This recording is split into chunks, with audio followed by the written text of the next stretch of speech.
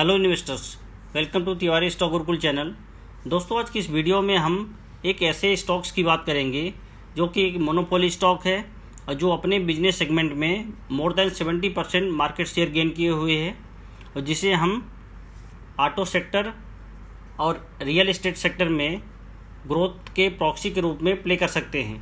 तो दोस्तों, वीडियो अगर अच्छा लगा तो लाइक कीजिए, चैनल पर नए हो तो सब्सक्राइब जरूर कीजिए, क्योंकि मैं इसी तरह के इन्फॉर्मेटिव और इंटरेक्टिव वीडियो टाइमली लाता रहता हूं। तो दोस्तों, वीडियो हम शुरू करते हैं। तो दोस्तों, हम बात कर रहे हैं असाही इंडिया ग्लास लिमिटेड कंपनी की, जो कि एक इंडिया की value added integrated glass solution company है, जो कि डोमिनेंट प्लेयर है in both automotive and architectural glass segment. Company की स्थापना 1984 में एक जॉइंट वेंचर के रूप में हुई थी बिटवीन लैम्ब्रो फैमिली शाही ग्लास कंपनी जापान और मारुति उद्योग लिमिटेड, जिसे हम प्रेजेंट टाइम में मारुति सुजुकी इंडिया लिमिटेड के नाम से जानते हैं।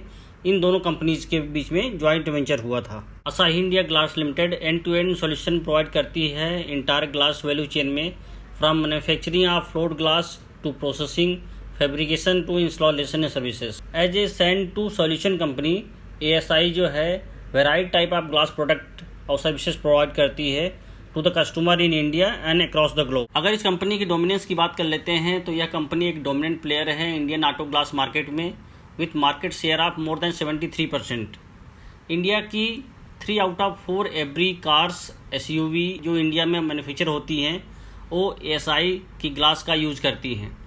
इसके जो डोमिनेंट कस्टमर्स हैं उसमें Maruti Suzuki, Hyundai Motors, Tata Motors, Mahindra, Toyota, MG Hector, Renault and many more car makers हैं। अगर इस कंपनी का प्रेजेंस आर्किटेक्चरल ग्लास मार्केट में देखते हैं तो यह सेकंड लार्जेस्ट प्रोड्यूसर और सप्लायर है आर्किटेक्चरल ग्लास इन इंडिया।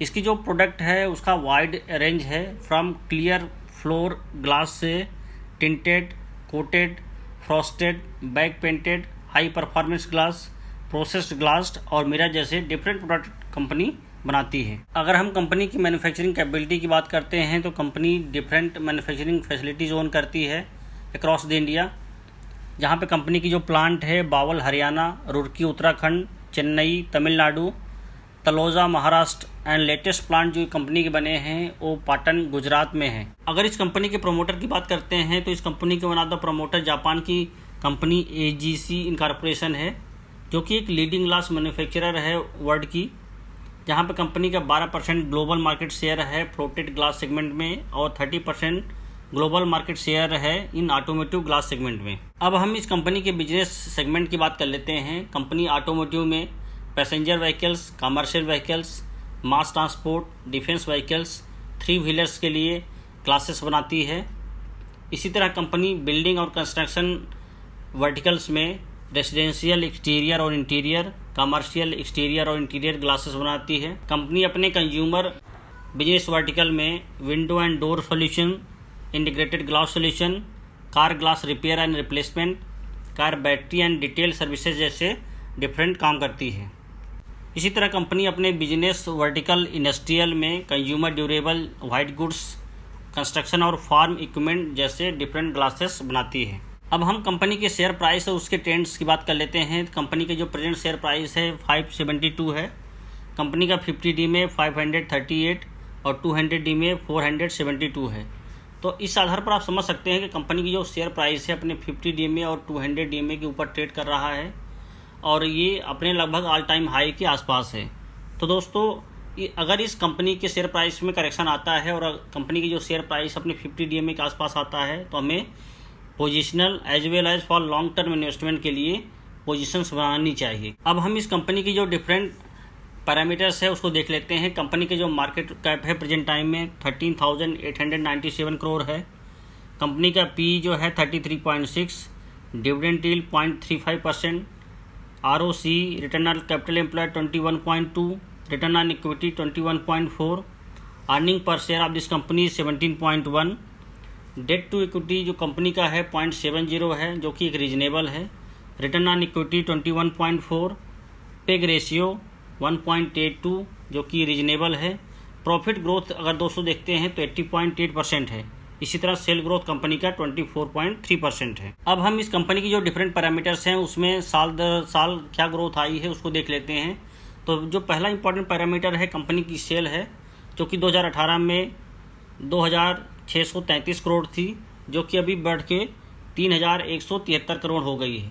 तो इस आधार पर आप समझ सकते हैं दोस्तों कि कंपनी पैंडेमिक से बाहर आ गई है और उसमें अच्छा खासा ग्रोथ आगे चल के देखेगा।